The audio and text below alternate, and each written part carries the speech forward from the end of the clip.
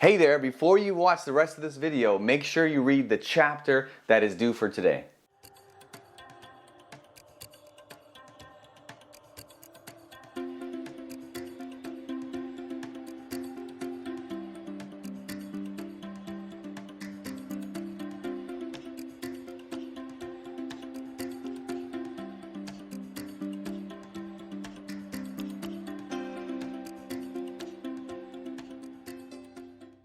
Welcome back to our Proverbs series. Today we are in day 5, chapter 5 of Proverbs, and we have a pretty interesting chapter here.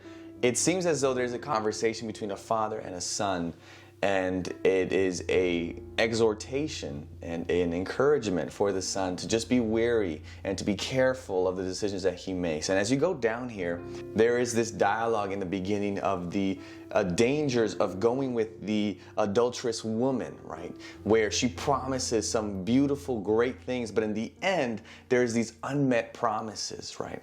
And not just that, but the son is encouraged, and later on, especially in verse 8, where it says to keep to a path far from this lady, from her. Do not go near the door of her house. Now, it may be that this was an actual situation that was configured by the father to tell the son, or whoever was writing it, as a mentor-son relationship, to not do this in real life. But we can receive a lot of application for our day today, right? He is exhorted to be active in not putting himself in a situation that will cause himself to fall into her traps.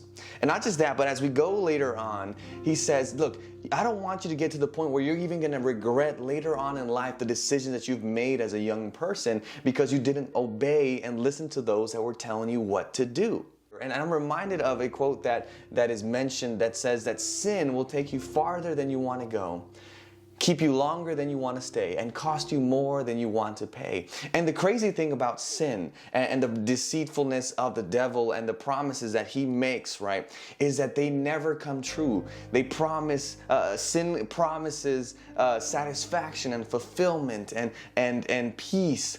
But none of that comes from that. And as we see, the promises are unmet, just like in this situation.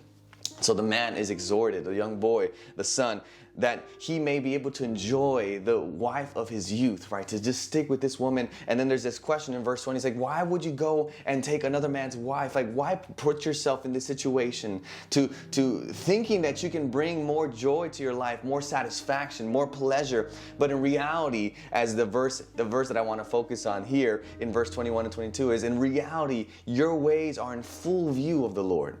And he examines all your paths. Like whatever path you go through, he knows them and he's aware of them. Whatever direction you take, whatever action you make, he is well aware of them. The evil deeds in verse 22, the evil deeds of the wicked ensnare them, and the cords of their sins hold them fast. What's powerful in this is, again, this is illustration that sin can enslave you. It promises freedom. Devil says, hey, come with me. God is restrictive, as he told Adam and Eve. He's not letting you eat that one tree, when in reality they could eat every tree except one. But he makes you focus on the things that you can't have. And in reality, those things that you shouldn't have are designed for you not to be had, because God knows what can bring true pleasure, freedom, and peace to your lives. And this is why Proverbs, in talking about wisdom, is so important. As we see through the book of Proverbs, we realize that knowledge is simply knowing. It's knowing the facts. It's knowing the right thing to do or the wrong thing to do. But wisdom is taking that knowledge and doing it and applying it to your life. And you can only do that with the help of God. This is why Proverbs 1 begins with the fear of the Lord is the beginning of wisdom. You need to be connected to God if you want to have a good life. And this is why I'm reminded in Proverbs 16, as we'll see in coming days, 16:25, that says, there is a way that appears to be right, but in the end, it leads to death. And this can summarize chapter 5 here, where there are things that we as people think we should be doing, or there are directions that we should be going in. But God says, no, that is not the right way to do things. And this is a beautiful reminder that God knows more than I do. And many times that can be stressful, it can be annoying, it can be frustrating. But if you truly allow that to settle in, it really brings you peace, knowing that the one that is leading you knows what's best for you, knowing that many times what I want is not the best for myself. And so it's important for us to trust God. So I invite you today, as you go on your day, to trust in God, knowing that His path, His way, and His wisdom will lead you to the life that you so desire and deserve. May you be blessed today.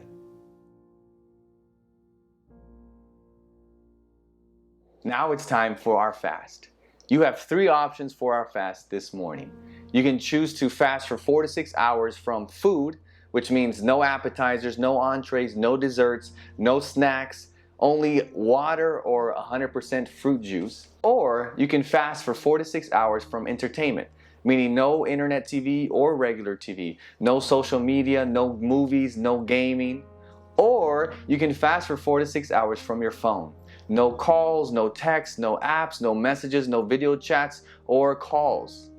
Your phone is turned off or put away for the full 4 to 6 hours. Whether you do this now or later, doesn't matter, as long as you're spending 4 to 6 hours fasting from food, entertainment, or your phone. You pick. Each day can be a different fast, and so we invite you to do this, and we hope that God continues to speak to you today.